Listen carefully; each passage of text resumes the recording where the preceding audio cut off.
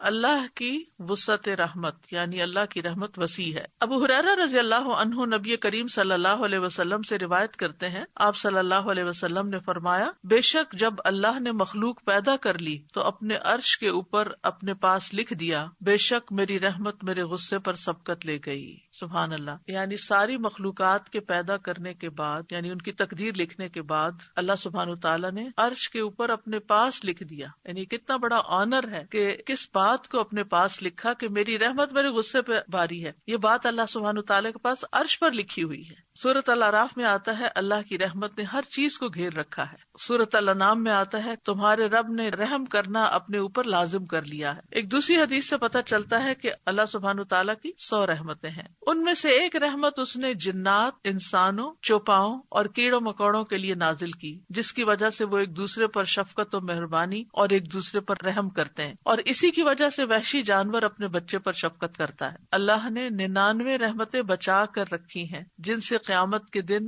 اپنے بندوں پر رحمت فرمائے گا، اور اس کی رحمت ہی ہوگی تو انسان جنت میں جا سکتا ہے، ورنہ نہیں۔ زمین میں موجود تمام مخلوق میں اللہ کی رحمت کا صرف ایک حصہ ہے، باقی آخرت کے لیے رکھے ہیں۔ نبی صلی اللہ علیہ وسلم نے فرمایا، اللہ نے اپنی رحمت کو 100 اجزاء میں تقسیم کر دیا، جس میں سے 99 اس کے پاس ہیں، اور ایک حصہ اس نے زمین پر نازل کیا ہے۔ اسی ایک حصے کی وجہ سے مخلوق ایک دوسرے سے اچھائی سے پیش آتی ہے، یعنی انسان پہ جو رحم کرتا ہے تو اللہ تعالیٰ ہی دلوں میں رحمت ڈالتا ہے۔ دنیا کا کتنا بھی بڑے سے بڑا فائدہ انسان کو حاصل ہو رہا ہو، لیکن اگر دل میں رحم نہ ہو تو انسان کسی کے لیے کچھ نہ کرے۔ آج ہر ایک کو اپنی جان پیاری ہے، ہر ایک اپنی جان کی فکر کر رہا ہے، تو وہ لوگ کتنے قابل قدر ہیں جو دوسروں کی قدر کر رہے ہیں اور دوسروں کے کام آ رہے ہیں۔ یہ بھی دراصل اللہ سبحانہ تعالیٰ کی طرف سے ڈالی ہوئی رحمت ہے بندوں کے دلوں میں۔ حدیث میں آتا ہے، یہاں تک کہ گھوڑا اپنے بچے پر پاؤں نہیں مارتا اس اندیشے سے کہ اسے کوئی نقصان نہ ہو جائے، یعنی یہ سینس اللہ نے جانوروں کے اندر بھی رکھی ہے، ورنہ وحشی جانور جو دوسروں کے بچے پکڑ کے کھا جاتے ہیں،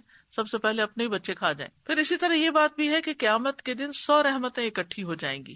رسول اللہ صلی اللہ علیہ وسلم نے فرمایا، اللہ عز و جل کے پاس 100 رحمتیں ہیں، جن میں سے اللہ نے تمام زمین والوں پر صرف ایک رحمت نازل فرمائی ہے، اور باقی 99 رحمتیں اللہ نے اپنے اولیاء کے لیے رکھ چھوڑی ہیں۔ پھر اللہ عز و جل ایک رحمت کو بھی لے کر ان 99 رحمتوں کے ساتھ ملا دے گا، اور قیامت کے دن اپنے اولیاء پر پوری 100 رحمتیں فرمائے گا۔ تو یاد رکھیے کہ اللہ کی رحمت 2 طرح کی ہے، ایک رحمت عام ہے اور ایک رحمت خاص ہے۔ رحمت عام تو وہ ہے جو مسلم، نان مسلم، جانور، حیوان سب کے لیے، لیکن رحمت خاص کون سی ہے؟ جو اس کے فرمانبردار بندوں کے لیے ہے، جو اس کے متقی لوگوں کے لیے ہے، اور اسی کی وجہ سے اللہ سبحانہ تعالیٰ قیامت کے دن ان کے گناہوں کو بخش دے گا، ان کی غلطیوں سے تجاوز کرے گا اور ان کو اپنی جنت میں داخل فرمائے گا۔ پھر یہ کہ جو شخص اللہ کی رحمت کو جان لے وہ کبھی بھی مایوس نہیں ہوتا۔